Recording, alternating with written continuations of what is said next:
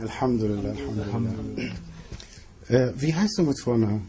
Frank. Frank. Und du bist überzeugt vom Islam? Vollkommen. Alhamdulillah. Wie alt bist du? Ich bin jetzt 22 Jahre alt. 22 Jahre alt. Seit wann beschäftigst du dich mit dem Islam? Also jetzt seit ein paar Tagen. Und am Anfang habe ich da nicht recht dran geglaubt, so. Aber dann anhand den Beweisen und so ist mir jetzt weiter klar geworden. Und dann will ich noch was sagen. Und zwar ist das ein paar Monate her. Ich bin ja Atheist gewesen, habe ich von mir behauptet. Und da habe ich eines Nachts gedacht, Gott, gib mir ein Zeichen. Ich habe gewusst, dass da was Mächtiges ist. So. Und jetzt vor kurzem kam der Schwager von meinem besten Freund. Wir haben darüber geredet. Über den Islam? Und genau, und dann kam das dazu, dass ich auch wirklich fest jetzt daran glaube. Alhamdulillah. Alhamdulillah.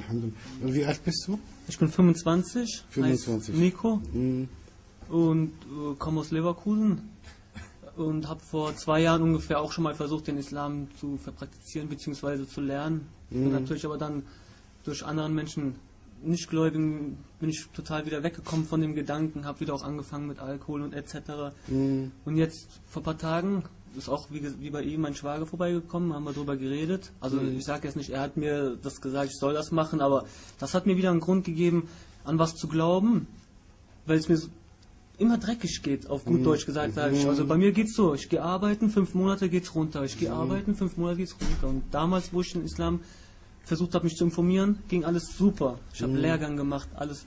Und dann habe ich mich jetzt wieder rangesetzt, informiert und das ist so wie so eine, das ist komisch zu erklären, also das ist für andere zu verstehen, das ist wie so eine Erleuchtung. Ich bin nur noch davon am Reden seit ein paar Tagen, ich mache manchmal 5 Stunden am Tag Dauer, ich gehe zu Leuten, ich sitze da und sage denen, ich will mein Gewand anziehen, und die verstehen das alles nicht. So, weiß ich nicht, das ist für mich so, ich komme mit den Kindern wieder gut klar, mit meiner Frau, wenn es Streit gibt, ich nehme den Streit anders auf, weil es steckt in jedem ein bisschen der Teufel und das ist ja auch der Test, um das wegzukriegen und immer standhaft zu bleiben und das gibt mir eben halt Kraft im Leben. Und die Familie kommt wieder zusammen, wir verstehen uns, Brüder, die kümmern sich um einen, meine Freunde kümmern sich nicht um mich, ich bin im Krankenhaus, kommt keiner. Du hast erzählt, dass du die Seite Die wahre Religion kennst. Wie viele Vorträge hast du gesehen? Also über die wahre Religion selber nicht so viele, weil die Videos laufen nicht so gut mit meinem Rechner, ich mache das über YouTube, aber ich kann nicht drüber erzählen, also kannst meine Frau fragen, also ich habe in einer Woche mindestens 20 Stunden Videomaterial in meinem Kopf, das können auch Menschen beweisen, dass das stimmt. Und den Koran selber habe ich nicht viel gelesen, was ich aber nachholen werde, weil das muss man machen und die Sunna natürlich auch.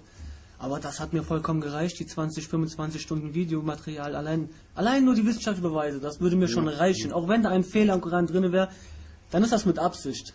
Das ist alles. Das ist so, ich kann es nicht erklären. Die Rechtsleitung kommt, Alhamdulillah, immer auf verschiedene Art und Weise. Es gibt einer, der zum Beispiel überzeugt ist durch die wissenschaftliche Erklärung, die im Koran sind.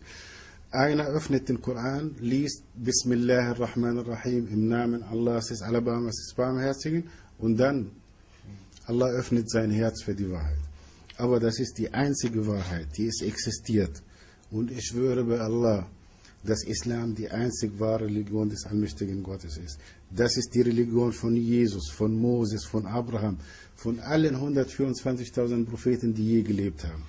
Nur die Menschen haben immer Allahs Botschaften verändert und der Koran ist das letzte Buch und Richtleitung für die gesamte Menschheit bis zum jüngsten Tag. Unsere Vorfahren in den arabischen Ländern waren vor der Offenbarung des Korans Juden und Christen. Und als sie den Koran gelesen haben und den Befehl des allmächtigen Gottes im Koran gefunden haben, dass die Christen und die Juden verpflichtet sind, den Koran zu folgen, die Gottesfürchtigen haben sofort den Befehl des allmächtigen Gottes befolgt und haben den Islam angenommen.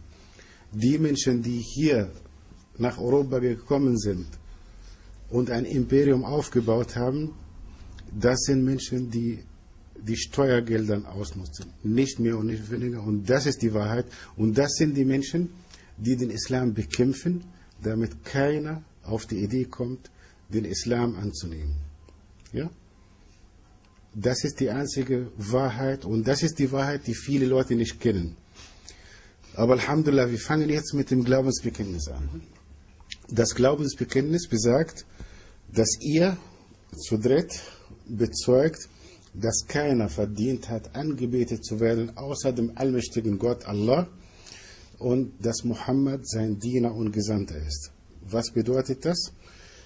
Wenn jemand bezeugt, dass keiner verdient hat, angebetet zu werden, außer Allah, das heißt, man darf neben Allah keinen anbeten.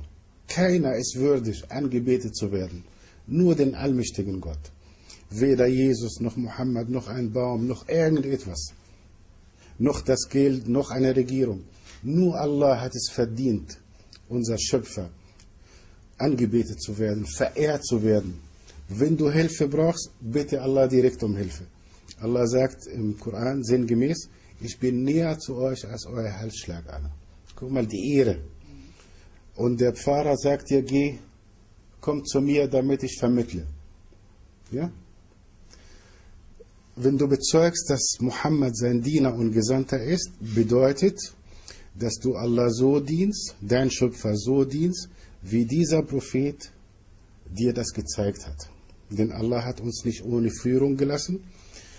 Und die Gesandten des allmächtigen Gottes, ihre Funktion war, die Menschen immer zu erklären, wie sie Allah dienen, was Allah liebt, was Allah nicht mag. Ja?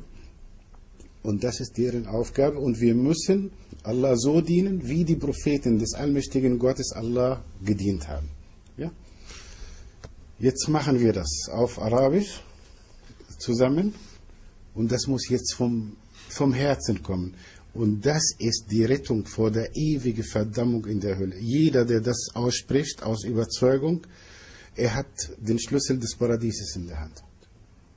Der ist nicht im Paradies, aber der hat den Schlüssel des Paradieses in der Hand und dadurch gehen alle vorherigen Sünden weg. Man ist wie neu geboren. Ja? Ich sage es vor und ihr könnt inshallah gemeinsam nachsagen. Nach vorne kommen dann. Ne? Nee, wir können das erstmal zusammen machen. Ach so, okay. Zusammen, alle zusammen bitte. Ja, und die Zuschauer auch. Die Kinder auch, ihr könnt hier kommen. Komm. Gerne.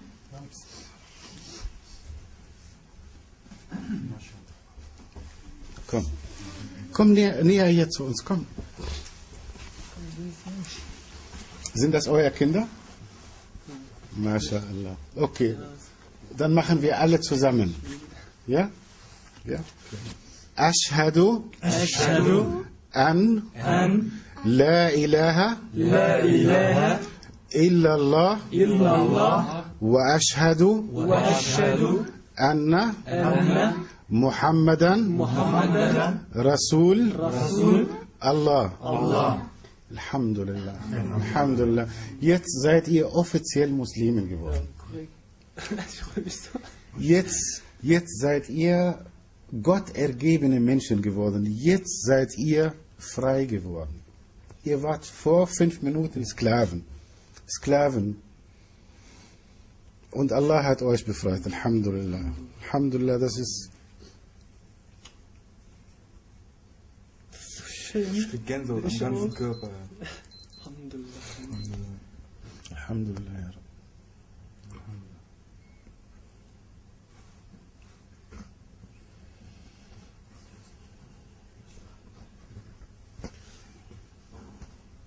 Wie fühlst du dich, Schwester? Jetzt bist du offiziell unsere Schwester im Islam. Gut, ich fühle mich super. Alhamdulillah. Schön frei.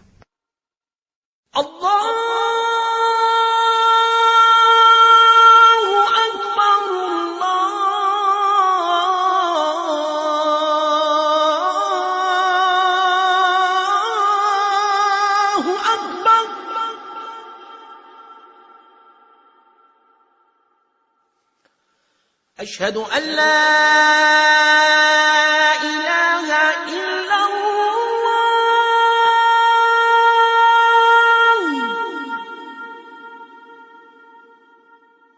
أشهد أن